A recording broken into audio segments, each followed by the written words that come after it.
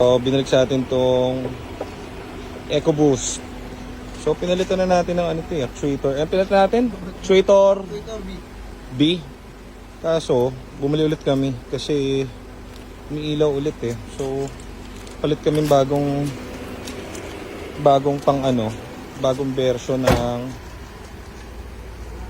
okay naman. So, natanggal na yung check engine niya. Haharabasin muna natin para hindi na lumabas yung check engine niya ulit. Lipat yung motor.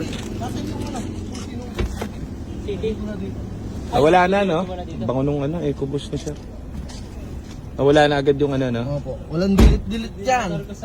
Bro. So, yan. Ang problema nito, nirelease kasi namin to kasi may check engine siya dun sa sa nawawala yung reverse. So, yung tranny nito, palit na yung shift part natin, everything. So, hindi pwede masira yan. So, yung actuator lang yung parang motor.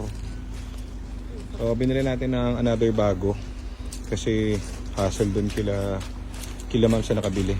So, test drive natin ngayon siya para ma-release na natin if everything okay. So, yan. Ang problema kasi dito, pag dinadrive namin, syempre yung drive working. Ang problema, ang hirap mag-test drive ng puro reverse. So, tetestingin niya puro reverse to. Kasi reverse yung nawawala eh. Pero mild lang naman yun kasi